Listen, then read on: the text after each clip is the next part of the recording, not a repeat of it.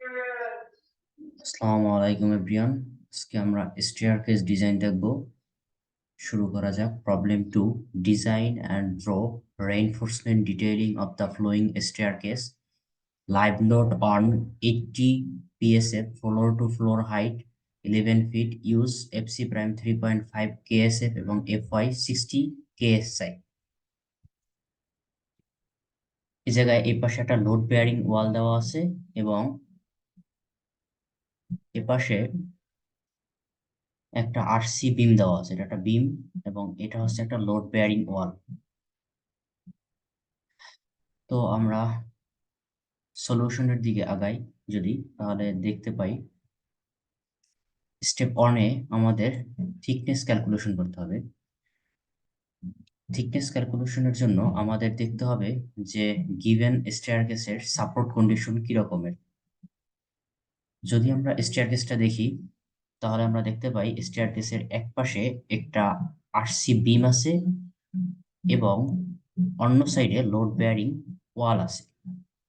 So এই পাশটা fixed, এই সাইডের যে লোড বেয়ারিং ওয়াল আছে এই পাশটা ফিক্সড, এটা ফিক্সড। কিন্তু যে পাশে আমার আরসি বিম আছে সে পাশটা আরসি বিমের পরও কন্টিনিউয়াস আছে। সো এটা কোন ধরনের সাপোর্ট কন্ডিশন? এটা হচ্ছে on ইন্ড continuous support condition. So on ইন্ড continuous support কন্ডিশনের জন্য আমাদের যে মিনিমাম থিকনেসের জন্য সূত্র নিতে হবে এই টেবিল থেকে। এখানে আমাদের বিভিন্ন সাপোর্ট কন্ডিশন রয়েছে, যেমন সিম্পলি সাপোর্টেড, তারপর on in continuous, both in continuous, cantilever. So যদি অন ইন কন্টিনিউয়াস হয়, যেহেতু আমাদের এই প্রবলেমটা অন ইন কন্টিনিউয়াস, অতএব আমরা যদি ডব্লিউএসডি মেথডে ডিজাইন করি তাহলে আমাদের মিনিমাম থিকনেস হবে L/30। এল হচ্ছে স্টেয়ারকেস ইফেক্টিভ লেন্থ। এখন এই আরসি বিমটা যদি এ পাশেও থাকতো তাহলে আমাদের এটার সাপোর্ট কন্ডিশন কিরকম হতো? তাহলে আমার এ পাশটাও কন্টিনিউয়াস হতো এবং দুই সাইডই আমাদের কন্টিনিউয়াস হতো, তাহলে বোথ ইন্ড কন্টিনিউয়াস হতো। যেহেতু এই প্রবলেমে এই পাশের এই যে এই পাশে কোনো আরসি বিম দেওয়া নাই, এজন্য এটা আমরা বলতে পারি অন ইন্ড কন্টিনিউয়াস। এবং মিনিমাম থিকনেস বের করার জন্য আমরা সূত্র ইউজ করব L/30। সো এখানে আমরা thickness of the stair seller T equal to L/30 use করা হয়েছে। এল এর মান হচ্ছে স্টেয়ার স্প্যান লেন্থ কতটুকু? স্প্যান লেন্থ হচ্ছে আমাদের এই যে আরসি বিম এর সেন্টার থেকে এই যে লোড বেয়ারিং ওয়াল এটার সেন্টার পর্যন্ত ডিস্টেন্স। সো আমাদের হবে 10 feet plus 6 feet plus 6 inch plus 5 inch.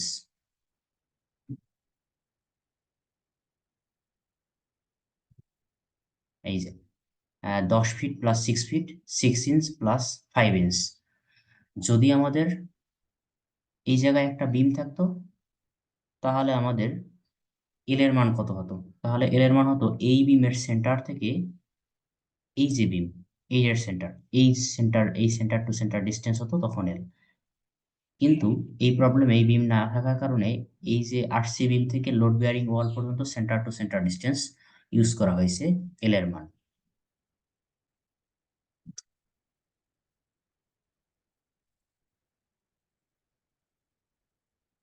এরপর আমাদের স্টেয়ারের লেন্থ বের করতে হবে। স্টেয়ারের লেন্থ বের করার জন্য আমরা ইউজ করব, স্টেয়ারের লেন্থ হবে এই যে 10 ফিট। স্টেয়ারের লেন্থ হবে এই থেকে এই যে আরসি বিম আছে এটার সেন্টার পর্যন্ত ডিস্টেন্স। সো স্টেয়ার লেন্থ হবে 10 ফিট প্লাস 12 ইঞ্চির হাফ, তাহলে 6 ইঞ্চ, তাহলে 10.5 ফিট টোটাল স্টেয়ার লেন্থ। এই যে 10.5 feet stair length. Stair length বের করার পর আমাদের স্টেয়ারের হাইট বের করতে হবে, কারণ হাইটটা এর পরবর্তী ধাপে আমাদের দরকার হবে। স্টেয়ারের হাইট বের করার জন্য স্টেয়ারের হাইটের সূত্র আছে number of riser multiply by height of each riser. এখন নাম্বার অফ রাইজার এখানে কয়টা আছে? নাম্বার অফ রাইজারের বের করার জন্য আমরা ইউজ করব number of trade plus on, অর্থাৎ একটা স্টেয়ারে যে কয়টা ট্রেড থাকবে তার থেকে একটা বেশি রাইজার থাকবে। আমরা যদি প্ল্যান ভিউ দেখি, প্ল্যান ভিউতে নাম্বার অফ ট্রেড আছে কয়টা, এটা একটু ক্যালকুলেট করলে দেখতে পাবো একটা, দুইটা, তিনটা, চারটা, পাঁচটা, ছয়টা, সাতটা, আটটা, নয়টা, 10টা। তাহলে আমাদের নাম্বার অফ ট্রেড আছে 10টা। তাহলে নাম্বার অফ রাইজার হবে 10+1, তাহলে 11টা। এবং প্রতিটা height of the east raiser, মানে প্রতিটা রাইজারের হাইট কত, 6 ইঞ্চি করে যদি আমরা ধরি, তাহলে টোটাল আমরা পাবো 66 ইঞ্চ। এটা ফিটে নিলে 5.5 ফিট পাওয়া যাবে। তাহলে আমাদের হাইট অফ দ্য স্টেয়ার হবে 5.5 feet. Step 2, load calculation. Load ক্যালকুলেশনে ফার্স্টই আসবে ডেড লোড আসবে কোথা থেকে? ডেড লোড একটা পাবো আমরা স্ল্যাব থেকে, 2 নম্বরে আমরা পাবো দিয়া স্টেয়ারের যে স্টেপ আছে স্টেপ থেকে পাবো, আর 3 নম্বর আমরা পাবো ফ্লোর ফিনিশ থেকে। যদি প্রশ্নে ফ্লোর ফিনিশ বলা না থাকে তাহলে আমরা 3 ইঞ্চি, 2 ইঞ্চি অথবা 2.5 ইঞ্চ যে কোনো একটা ধরে নেব। আর যদি উল্লেখ থাকে তখন যেটা দেওয়া থাকবে সেটাই ধরতে হবে। সো আমরা ডেড লোড ফার্স্টে সেলফ ওয়েট অফ স্ল্যাব, অর্থাৎ স্ল্যাব থেকে যে পরিমাণ ডেড লোড আসবে সেটা ক্যালকুলেট করছি আমরা। স্ল্যাবের থিকনেস ওই পাশে ক্যালকুলেট করে আসছি 7 ইঞ্চ, তো 7/12 এবং 150 আছে unit weight of concrete. Self weight of step, এটা আমরা স্টেপ যদি আমরা দেখি, এই যে স্টেপের এই যে এই হাইটটা, কি থেকে এটা হচ্ছে আমাদের 6 ইঞ্চ, এবং এই যে টপে এই পয়েন্টে এটার হাইট হচ্ছে 0 ইঞ্চ। এখন আমরা যদি এটার স্টেয়ারের যদি থিকনেস নিতে চাই তাহলে এই যে 6 ইঞ্চ এবং 0 ইঞ্চ এই দুইটার অ্যাভারেজ নিতে হবে। এই জায়গায় এটাই করা হয়েছে 6+0/2, অর্থাৎ এই স্টেয়ারের অ্যাভারেজ থিকনেস নেওয়া হয়েছে ডিভাইডেড বাই 12 × 150। এখানে সেলফ ওয়েট অফ স্টেপ পাইছি 37.5 পিএসএফ, আর লাইভ লোড দেওয়া আছে 80 পিএসএফ, এবং ফ্লোর ফিনিশ আমরা ধরে নিছি 3 ইঞ্চ কনক্রিট লাইমের ফ্লোর ফিনিশ ইউজ করা হয়েছে। সো 3/12 × 120 হচ্ছে লাইম সিমেন্টের ইউনিট ওয়েট। টোটাল তাহলে আমরা ডেড লোড এবং লাইভ লোড পেলাম। এরপর আমরা এরকম একটা লোডিং ডায়াগ্রাম ড্র করতে হবে। লোডিং ডায়াগ্রাম ড্র করার জন্য আমরা এপাশে যে অংশটা, অর্থাৎ স্টেয়ারের প্ল্যান থেকে দেখতে পাই এই যে এই পাশের এই অংশটুকু, এই অংশটুকু কতটুকু হবে? এই অংশটুকু হবে 6+10 ইঞ্চির অর্ধেক। তাহলে এই অংশটুতে শুধুমাত্র স্টেয়ারের যে স্ল্যাব, এই স্ল্যাবের সেলফ ওয়েট আসবে এবং ফ্লোর ফিনিশ আসবে এই অংশটুকুতে। এবং এই যে এই পাশটা, এই যে 10 ফিট প্লাস 12 ইঞ্চির হাফ, তাহলে 10.5 ফিট, এই অংশটুকুতে আসবে স্টেয়ারের স্ল্যাবের সেলফ ওয়েট প্লাস স্টেয়ারের স্টেপ স্টেপের self weight plus floor finish, তিনটাই আসবে। এবং এই অংশটুকুতে শুধুমাত্র স্টেয়ারের স্ল্যাবের self weight plus floor finish আসবে, অর্থাৎ এই অংশে এবং এই পাশের এই অংশে দুইটাই সেম, এই দুইটাই স্টেপের সেলফ ওয়েটটা আসবে না, আর মাঝে স্টেপের সেলফ ওয়েটটা আসবে। সো এটা আমরা ইউডিএল আকারে ডিস্ট্রিবিউট করে দেবো। এই যে ডেড লোড এই পাশে 87.5 + 30, 87.5 আসছে কোথা থেকে? 87.5 আসছে সেলফ ওয়েট অফ স্ল্যাব থেকে, আর 30 আসছে দিয়ে ফ্লোর ফিনিশ থেকে, এবং লাইভ লোড দেওয়া আছে 80।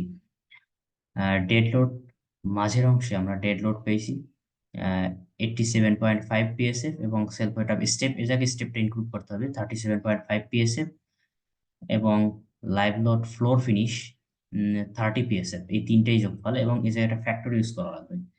এটার কারণ হলো এই যে স্টেপগুলা এই ইনক্লাইন প্লেন বরাবর আছে, অর্থাৎ এই ইনক্লাইন বরাবর এর যে ওয়েটটা আছে এটাকে আমরা এই যে 10.5 ফিট অর্থাৎ এই বরাবর ট্রান্সফার করতে হবে। এখন এই বরাবর ট্রান্সফার করতে হলে এই ইনক্লাইন লোডিংকে এই 10.5 ফিট বরাবর নিতে হলে আমাদের একটা ফ্যাক্টর ইউজ করতে হবে, এবং এই ফ্যাক্টরের মান হবে এই যে ইনক্লাইন প্লেনের যে লেন্থ 11.85 ডিভাইডেড বাই, অর্থাৎ যে প্লেন বরাবর আমরা এই লোডটাকে নিয়ে আসবো, তার মানে 10.5 ফিট। সো আমরা ফ্যাক্টরের মান এফ ইকুয়াল টু হবে 11.85 ডিভাইডেড বাই 10.5। এটা এখানে ইউজ করা হয়েছে, এফ ইকুয়াল টু 11.85 বাই 10.5।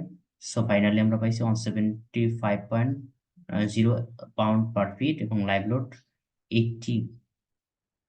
এবং এপাশের যে টোটাল লোড এবং এপাশের যে টোটাল লোড, এই দুইটা সমান হবে।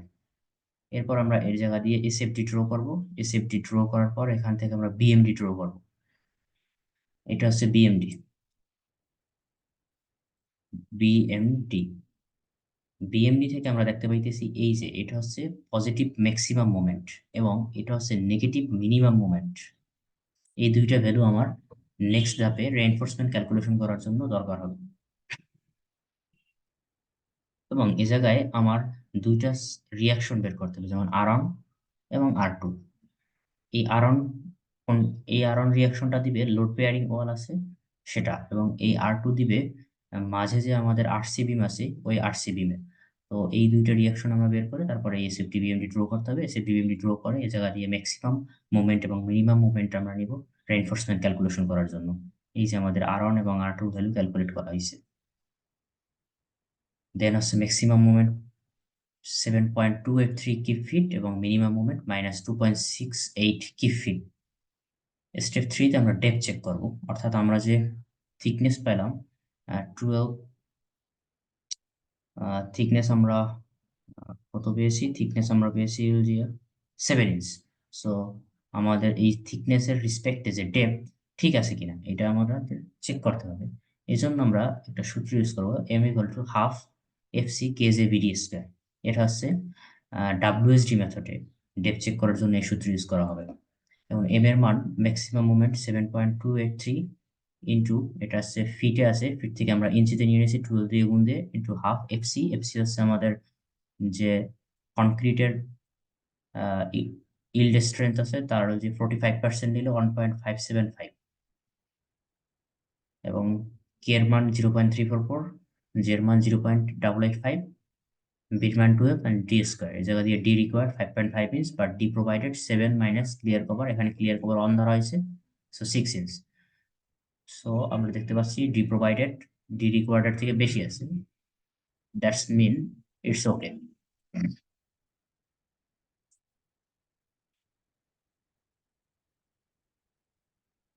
স্টেপ ফোরে আমাদের রেইনফোর্সমেন্ট ক্যালকুলেশন করতে হবে।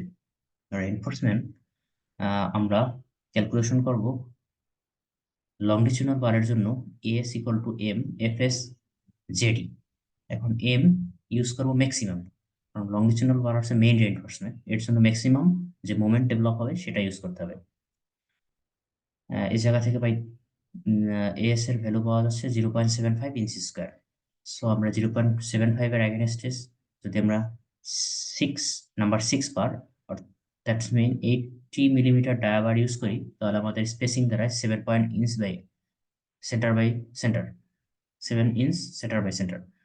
এখন এই 7 ইঞ্চটা কিভাবে বের করছি, এটার বের করার নিয়ম হচ্ছে আমাদের যে নাম্বার 6 বার ইউজ করছি এর এরিয়া লাগবে, নাম্বার 6 বারের এরিয়া, এবং নাম্বার 6 বারের এরিয়া কত, নাম্বার 6 বারের এরিয়া হচ্ছে 0.44, 0.44 ইন্টু 12 ডিভাইডেড বাই এই যে এস 0.75।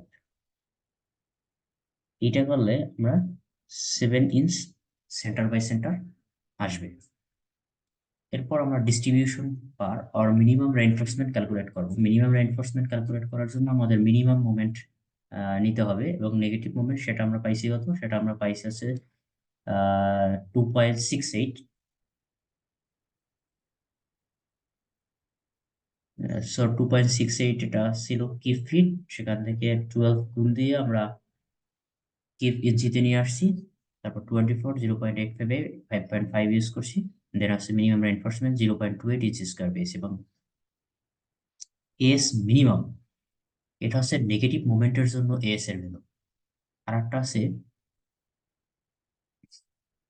মিনিমাম রেইনফোর্সমেন্টের একটা সরাসরি সূত্রই আছে 0.0018 বিটি।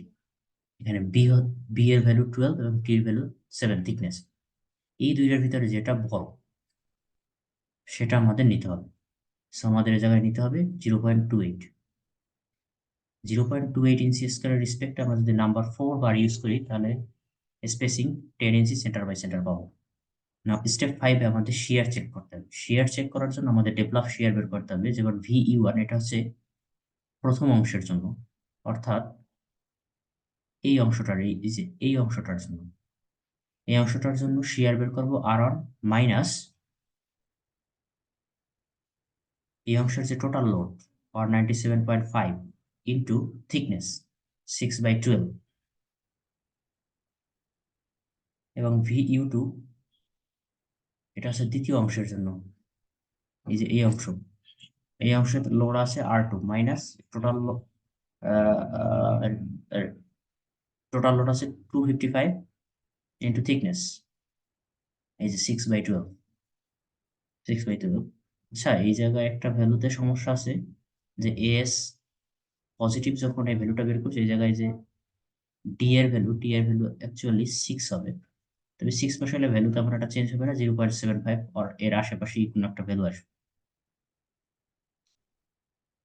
তারপর আমরা অ্যালাওয়েবল শিয়ার বের করব, V allowable 1.1 FC prime BD. এখান থেকে দেখতে পাচ্ছি অ্যালাওয়েবল শিয়ার ডেভেলপ শিয়ারের থেকে বড় আছে, so it's okay, no problem. Finally আমাদের এরকম একটা ফিগার স্কেচ করতে হবে। এই ফিগারে এটা হচ্ছে লোড বেয়ারিং ওয়াল, এটা একটা আরসি বিম, এবং এই যে বারটা এটা হচ্ছে মেইন রেইনফোর্সমেন্ট, এটা হচ্ছে মেইন বার।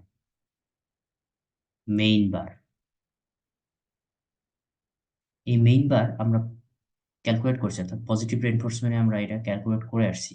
এই যে লংজিটিউডাল বার, এটাই মেইন বার। এটা আসলে নাম্বার 6 বার ইউজ করছি, 7 ইঞ্চি সেন্টার বাই সেন্টার। এই যে তাহলে এই বারটা হবে number 6 bar 7 inch centre by centre. আর এই যে বারটা, এই বারটা হচ্ছে ডিস্ট্রিবিউশন রেইনফোর্সমেন্ট। এটা আমরা পেয়েছি এই যে মিনিমাম রেইনফোর্সমেন্ট এবং এস নেগেটিভ মোমেন্ট নিয়ে, যেটা এই দুইটার ভিতরে বড়টা নিয়ে আমরা দেখছি যে যদি আমরা 4 নাম্বার বার ইউজ করি তাহলে 10 ইঞ্চি সেন্টার বাই সেন্টার হয়। অতএব এটার হবে number 4 bar 12 millimetre 10 inch centre by centre. So finally এভাবে একটা ড্র করে দিতে হবে স্টেয়ারকেস, দেন প্রবলেম শেষ করতে হবে।